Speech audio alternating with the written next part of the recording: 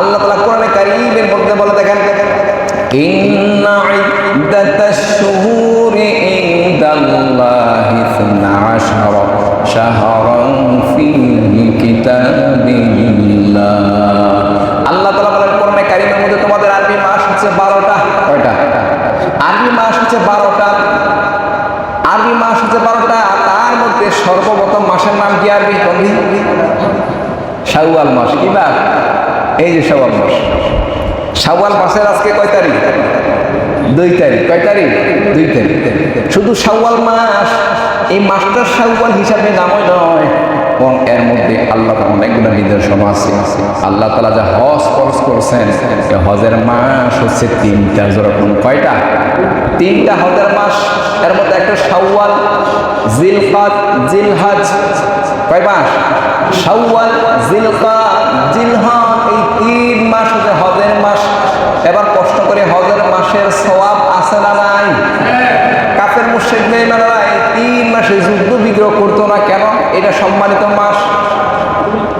এই মাসে আল্লাহ তাআলা হজ ফরজ করেছেন, এদের ঝগড়া বিবাদ সব বাদ দিয়ে দিতে।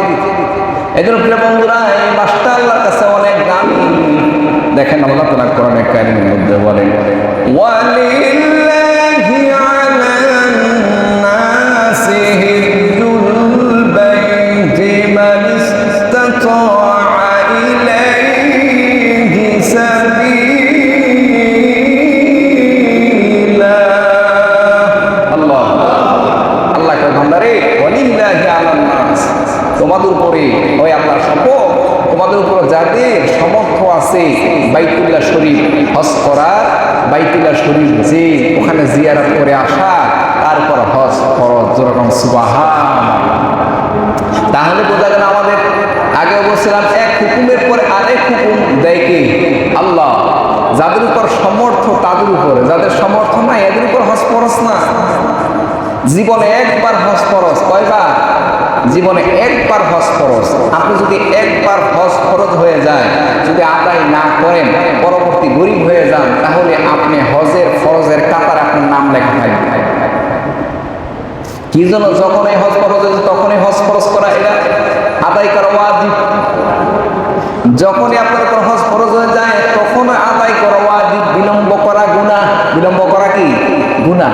মনে করেন আপনি এখন 20, 30 লাখ, 40 লাখ টাকার মালিক, হজ করতে কয় লাখ টাকা লাগে?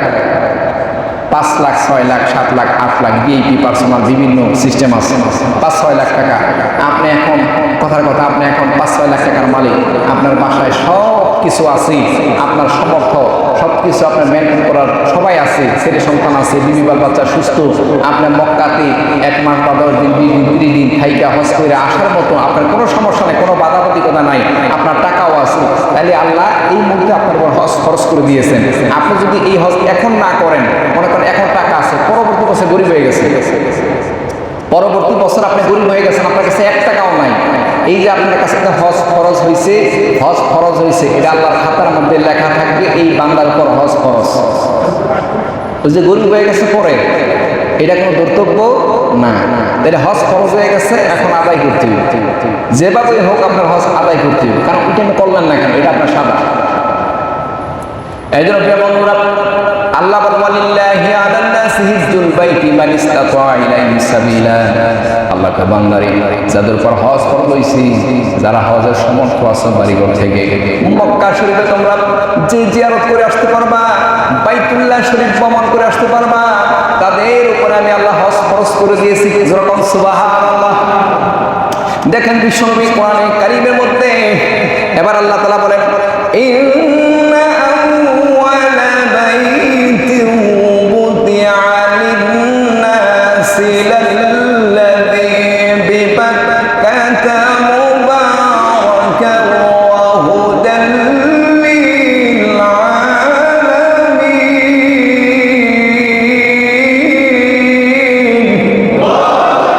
আল্লাহ কয়, ইন্না আউওয়ালা বাইত, পৃথিবীর জমিনে আসমান নিচে সর্বপ্রথম বাড়ি কোনটা? ওইটার সর্বপ্রথম পৃথিবীর জমিনের উপরে আসমানের নিচে ঘর কোনটা? কেউ কই বাইতুল্লাহ শরীফ। যেরকম সুবহানাল্লাহ। সর্বপ্রথম ঘর হচ্ছে বাইতুল্লাহ। এই বাইতুল্লাহর অর্থ কি? আল্লাহর ঘর। কার ঘর? যেরকম কার ঘর? এই আল্লাহর ঘর দেখতে মন চায় না আপনাকে? দেখতে মন চায় না? মন চাইলে যাইতে, দেখতে মন চাইলে যাইতে। যারা দেখতে মন চায়, নেওয়ার মালিক কি? আমরা শুধু নিয়ত করতে, নিয়ত। আগে বলছিলাম হজ করতে গিয়ে যত টাকা আপনার খরচ হবে এগুলো কার রাস্তায় ব্যয় হবে? আল্লাহ রাস্তায়। কার রাস্তায়? আর এগুলো আপনার ব্যাংক, এমন ব্যাংক যেই ব্যাংক থেকে কোনো সন্তান নিতে পারবে না, যেই ব্যাংক থেকে স্ত্রী নিতে পারবে না, যেই ব্যাংক থেকে পারিবারিক রক্তের সম্পর্ক আছে বা কেউ নিতে পারবে না, এমন একটা ব্যাংক মরার পরে আপনার সঙ্গে সঙ্গে চলবে, যেরকম সুবহানাল্লাহ। আর যেই ব্যাংকে দুনিয়াতে রাইখা গেলেন এই ব্যাংক আপনি একদিকে মারা যাবেন, আল্লাহর কসম আরেক দিকটা অন্যরা মালিক হয়ে যাবে। যেরকম ঠিক কি না? আরেক দিকটা অন্যরা মালিক, আপনি দিলেও না দিলেও। পৃথিবীতে যে টাকা আপনি ব্যাংকে রেখে গেছেন, দুনিয়ার ব্যাংকে, এই ব্যাংকের টাকা আপনি আজকে মারা যাবেন, 1 সেকেন্ড আগে মারা গেছেন, পরের সেকেন্ড থেকে অন্য আস্থা পারা মালিক। অন্যের রক্ত সম্পর্ক, ছেলে মেয়ে বিবি বাল বাচ্চা আসা বা ভাই বোন বেড়াতে যারা আছে, ওয়ারিস যারা আছে, এরা মালিক। আর যেই টাকা আপনি হজ করতে গিয়ে আপনি 10 লাখ 5 লাখ ব্যয় করলেন, আল্লাহর কসম করে বলি আপনি এই টাকা যে আল্লাহ রাস্তায় ব্যয় করলেন, এই ব্যাংক এই টাকা আপনার সাথে কবরও যাবে, আপনার আমল নামার সাথে কবরও যাবে। এই টাকা থেকে কোনো মা নিতে পারবে না, কোনো সন্তান নিতে পারবে না, কোনো স্ত্রী নিতে পারবে না, কোনো পৃথিবীর কারো ক্ষমতা নাই এই টাকা থেকে একটা টাকা আপনার থেকে নিতে। যেরকম সুবহানাল্লাহ। তাইলে আপনি কেনই করবেন? কেনই কৃপণতা করবেন? কেনই বকিলামি করবেন? আমার বুঝান। যেই টাকা আপনি দুনিয়াতে রাইখা গেলেন হাজার হাজার কোটি টাকা, মারা যাওয়ার পরেই আপনি মালিক না। আর যেই টাকা আল্লাহ রাস্তায় ব্যয় করেন এই টাকা আপনি মারা যাওয়ার সাথে সাথে আপনি মালিক। আপনার সাথে সাথে নেকি হিসাবে আপনি যেটা ট্রান্সফার হয়ে নেকি হিসাবে কাজ করবে, যেটা কোনটা লাভ? যেটা আপনার সাথে আছে। যেরকম ঠিক কিনা? এই জন্য প্রিয় বন্ধুরা, আল্লাহ বলেন ইন্না আউওয়ালা বাইতুন বুদিআ লিন-নাসি লাল্লাযী বিবাক্কাতা মুবারাকান ওয়া হুদাল লিন-নাস ওয়া হুদাল লিল-আলামিন। আল্লাহ বলে বান্দারে, পৃথিবীর জমিনে আসমানের নিচে যে ঘর সর্বপ্রথম আল্লাহ বানাইছি, ওই ঘরটা হচ্ছে আমার বাইতুল্লাহ শরীফের ঘর। যেরকম সুবহানাল্লাহ। এই বাইতুল্লাহ শরীফের ঘরে অনেকগুলা বৈশিষ্ট্য আছে। পৃথিবীর ইতিহাসটা দেখে, পৃথিবীর জমিন আল্লাহ যখন সৃষ্টি করছে, পৃথিবীর পুরা জমিনটা পানির মধ্যে ছিল। পানি। পৃথিবীর পুরা জায়গায় যে শক্তি পাড়ায়, যে গাজীপুর, দক্ষিণ পাড়া, Gazipur, Dhaka, America, Thailand, Japan, চীন, রাশিয়া, ভারত, যেগুলা কোনো এগুলো সব পানি ছিল। কি ছিল? সবগুলা পানি ছিল। সবগুলা পানির উপরে ভাসমান ছিল। পানি ছাড়া কিছুই ছিল না। সবগুলা পানি, চতুর্দিকে মহাসাগর আর সাগর। আল্লাহ রাব্বুল আলামিন এই মহাসাগর থেকে মেডের আল্লাহর যে আরশে আজিম আছে, বাইতুল মামুর আছে, এই বাইতুল মামুরের সরাসরি জমিনের ভিতরে একটা কম্পাস ধরে, একটা কম্পাস সিস্টেম করে পৃথিবীর পানিগুলো যখন ঘুরপাক হয়েছে, পৃথিবীর পানিগুলো যখন ঘুরেছে, পুরার কারণে একটা ফেনা সৃষ্টি হয়েছে। ওই ফেনা থেকে আল্লাহ সৃষ্টি করলেন। আল্লাহ রাব্বুল আলামিন ইচ্ছা করলেন আমি আল্লাহ এই জায়গার মধ্যে একটা জমিন বানাইবো। সাথে সাথে আল্লাহ পাক বাইতুল্লাহ শরীফ যেখানে আছে এই জমিনটা আল্লাহ প্রথমে বানাই দিলেন। যেরকম সুবহানাল্লাহ। ওখান থেকে সারা পৃথিবীর জমিন আস্তে আস্তে আস্তে আস্তে আল্লাহ সৃজন করলেন। যেরকম সুবহানাল্লাহ। এটা মুফাসসির কেরাম একটা রায় দেখে, আর একটা রায় আল্লাহ বলেন পৃথিবীর জমিন যত আছে এই সবগুলো আল্লাহ তাআলা কোন বলছে, সাথে সাথে এগুলো হয়ে গেছে। যেরকম সুবহানাল্লাহ। এই জন্য প্রিয় বন্ধুরা আমার দেখেন, ইন্না আউওয়ালা বাইতিন বুদিআ লিন-নাসি লাল্লাযী বিবাক্কাতা মুবারাকান ওয়া হুদাল লিল-আলামিন। আল্লাহ কয় বান্দারে, আমি যখন হযরত সাইয়েদনা আদম আলাইহিস সালাম থেকে, সপ্ত আসমান থেকে নয়, জান্নাত থেকে যখন বের করে দিলাম আদম হাওয়া আলাইহিস সালামকে, বলো তো জান্নাত কোন আসমান? সপ্ত আসমানের উপরে। সপ্ত আসমানের উপরে। সপ্ত আসমানের উপরে জান্নাত। আর জাহান্নাম কোথায়? সপ্ত জমিনের নিচে। সপ্ত জমিনের নিচে। এবার আমাদের পিতা, আদি পিতা হযরত সাইয়েদনা আদম আলাইহিস সালামকে কোন জায়গা থেকে নাযিল করছে? উপর থেকে। সপ্ত আসমানের উপর থেকে। উপর থেকে যখন নাযিল করলো হযরত আদম আলাইহিস সালাম, হযরত হাওয়া আলাইহিস সালাম, আল্লাহ তাআলা রাব্বুল আলামিন যখন জমিনে নামায় দিল ফেরেশতাদের মাধ্যমে, তখন তারা ঘুরতেছে, চতুর্দিকে ঘুরতেছে, এক উপরে মোহাম্মদ, একজন শ্রীলঙ্কার জেদ্দা, একজনকে শ্রীলঙ্কা, আরেকজনকে কোথায় মক্কায় পাঠায় দিচ্ছেন। সবাই এবার চতুর্দিকে স্বামী স্ত্রী বিচারতেছে, স্ত্রী স্বামীর বিচারতেছে। বিচারার পরে গিয়ে সর্বপ্রথম পাইল বর্তমানে যে আরাফার ময়দান, সেই আরাফার ময়দান তাদের সাক্ষাৎ হইল যেরকম সুবহানাল্লাহ। এই যে আরাফা, আরাফা মানে চীনা জায়গা, অর্থাৎ আমাদের আদি পিতা এবং আদি মাতা হাওয়া আলাইহিস সালামের দুইজনের সাক্ষাৎ ওখানে পরিচিত হয়। আসমান থেকে নেমে ওখানে গিয়ে আরাফা হয়, পরিচিত হয়, এই জন্য আরাফার ময়দান বলা হয়। এবার বন্ধুরা, আল্লাহ পাক রব্বুল আলামিন যখন আদম আলাইহিস সালাম বিবি হাওয়া আলাইহিস সালামকে আল্লাহ নামায় দিল, আল্লাহ তখন বলল, হে আদম, তোমরা সর্বপ্রথম আমার যে ঘর আছে বাইতুল্লাহ শরীফ, দুইজনে মিলে তোমরা স্থাপন করো যেরকম সুবহানাল্লাহ। এটা বাইতুল্লাহ। ইচ্ছা করলে আল্লাহ পাক নিজেই ঘরটা বানাইতে পারতো, পারতো কি পারতো না? কিন্তু আল্লাহ তাআলা হযরত সাইয়্যিদনা আদম আলাইহিস সালামকে, হাওয়া আলাইহিস সালামকে কেন অর্ডার করলেন? আল্লাহ তাআলা এই মেসেজ দিলেন পৃথিবীর মানুষের, যারা আমার ঘর বানাইবা, যারা আমার বাড়ি বানাইবা, এই বানাইতে গিয়ে তোমাদের টাকা পয়সা যা খরচ হবে, যত টাকা পয়সা ব্যয় হবে, এগুলো সবগুলো কাল কিয়ামতের ময়দানে মিজানের পাল্লায় তোমাদের আমল নামায় টান দিন যেরকম সুবহানাল্লাহ।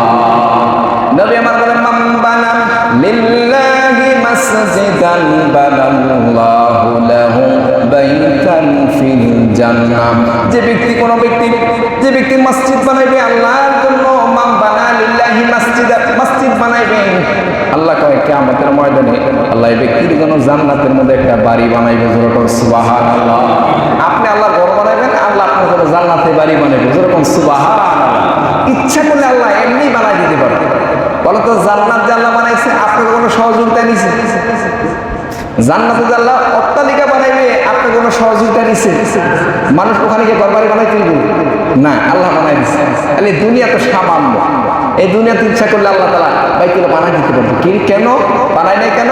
আল্লাহ বলছে, আমার মানুষেরা আমার ঘর বানাইবে, আমার কাজে এদের শ্রম লাগবে, এর বিনিময়ে আমি আল্লাহ তাদেরকে কিয়ামতের ময়দানে প্রতিদান দিব যেরকম সুবহানাল্লাহ। এই জন্য বন্ধুরা, ইন্না ওয়ালা বাইতু বুদিয়া লিন্নাস লাল্লাযী বিবাক্কাতা, যে ঘরটা আল্লাহ তাআলা মক্কাতে বানাইছেন, যে ঘরটা আল্লাহ তাআলা পৃথিবীর জমিনে সর্বপ্রথম বানাইছেন, ওই ঘরটা হচ্ছে বাক্কার মধ্যে। বাক্কার আগের নাম ছিল মক্কার, বর্তমান যে নাম এটা আগে ছিল বাক্কা যেরকম সুবহানাল্লাহ। বাক্কাতুন মুবারাকা ওয়া হুদাল লিল আলামিন, এটা একটা বরকতময় জমি। অনেক ইতিহাস আছে, বললে তো শেষ হবে।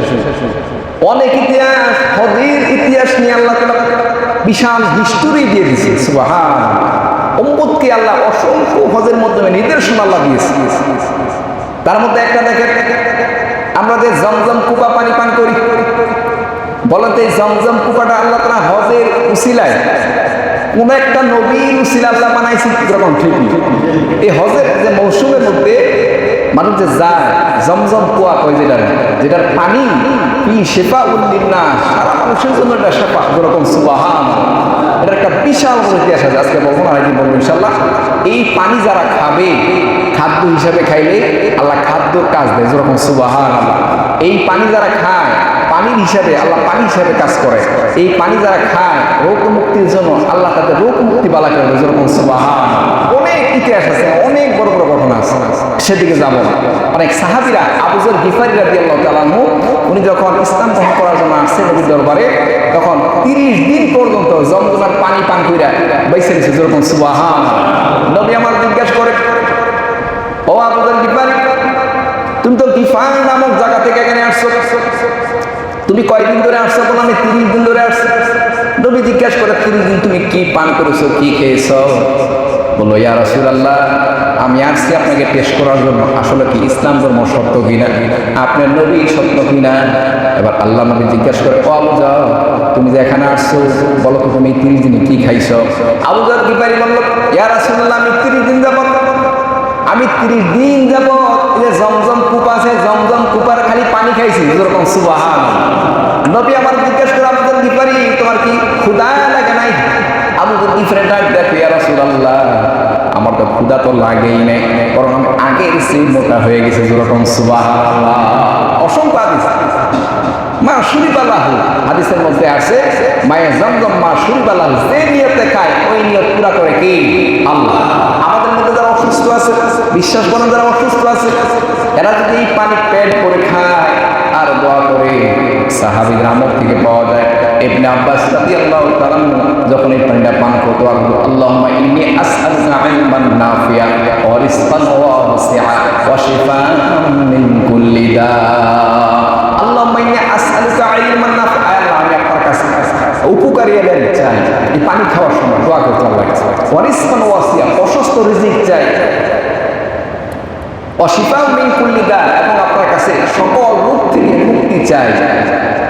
এই সমস্ত দোয়া করে জমজম পানি পান করতে, এবং অসংখ্য আয়াতের মধ্যে আছে জমজম পানি যদি সে পেট করে খায়, যে নিয়তে খায় আল্লাহ তার ওই নিয়ত পুরা করে এবং রোগ মুক্তি দান করে।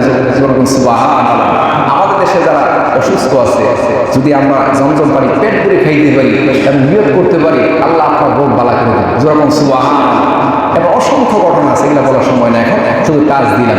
এই জমজম কুপার ইতিহাস আছে না নাই? বলতো জমজম কুপার ইতিহাস আছে না নাই? এটা কি এমনি হয়ে গেছে?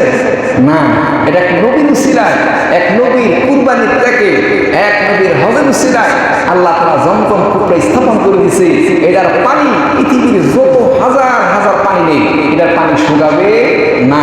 এটা আল্লাহ তাআলা প্রাকৃতিকগতভাবে কোথায় থেকে আসে, হাজার হাজার গ্যালেন লিটার পানি কোথায় থেকে আসে, কোথায় যায়, এটা পৃথিবীর বিজ্ঞান আসলে অসম্ভব হয়ে গেছে, বিস্তৃত হয়ে গেছে। এটার পানি আসে কোথায় থেকে, যায় কোথায়? যেরকম সুবহানাল্লাহ।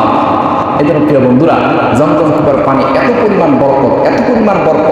নিয়ত করেন যারা সুস্থ আছেন যে আল্লাহ আমার যদি টাকা হয়, আমার যদি পয়সা হয়, আমি আল্লাহ অবশ্যই তোমার জন্য হজ করব। যেরকম সুবহানাল্লাহ। ওখানে যে খালি জমজম পানি খাইবেন, খালি জমজম পানি খাইবেন, অন্য খাবার কম খাইবেন। এটা হচ্ছে টেকনিক, এটা হচ্ছে রোগ মুক্তির জন্য বিশাল বড় একটা সুবিধা। এবার দেখেন সংক্ষেপে বলতে, এটা হজ করা অনেক ফজাইল। যদি হজ না করে তাইলে কি, নবী আমার বলেন মাল্লাম ইয়াহুজ্জু ফালাম ইয়ামুত ইয়াহুদিয়্যা ওয়া নাসারানিয়্যা, কোন ব্যক্তি যদি হজ ফরজ হজ না করে, চাই সে ইহুদি হয়ে মারা যায়, চাই খ্রিস্টান হয়ে মারা যায়, আমি নবীর এই ব্যাপারে কোনো আসে যায় না। যখন নাউজুবিল্লাহ, যার হজ ফরজ হয়েছে সে হজ করলো না, এমন অবস্থায় মারা গেছে, নবী বলতেছে এটা ইহুদি হয়ে মারা যাক, খ্রিস্টান হয়ে মারা যাক, আমি নবীর কোনো এর ব্যাপারে কোনো কি নাই, জিম্মাদারি নাই, আমি নবীর এই ব্যাপারে কোনো দায়িত্ব নেই। হ্যাঁ, হজ ফরজ বলছিল, তার হজ ফরজ হয়েছিল, করে নাই কেন? হজ ইসলামের মধ্যে পঞ্চ ইসলাম, পঞ্চ বৃত্তির একটা বৃত্তি, যেরকম ঠিক কিনা? এই যে আপনার রোজা রাখছেন কয়দিন আগে, এই রোজা হচ্ছে 4র্থ নাম্বার বৃত্তি। একটা মসজিদের 5টা পিলার হলে 1 নাম্বার পিলার যেমন অর্থাৎ কালিমা ইমান, 2 নাম্বার পিলার নামাজ, 3 নাম্বার পিলার যাকাত, 4 নাম্বার পিলার রোজা, 5 নাম্বার পিলার হচ্ছে হজ। এই 5টা পিলার ছাড়া আপনার একটা তাবু, একটা সীমা, একটা বিষয় মজবুত হইতে পারে না, টিকতে পারে না। এই জন্য হজ হচ্ছে 5ম নাম্বার স্তম্ভ। এটা ফরজ, যে ব্যক্তি অস্বীকার করে সে কাফের হয়ে যায়, সে মুশরিক বেঈমান হয়ে যায়। আর যে করে আল্লাহ তাআলা তার প্রতিদান পুঙ্খানুপুঙ্খানু দান করে।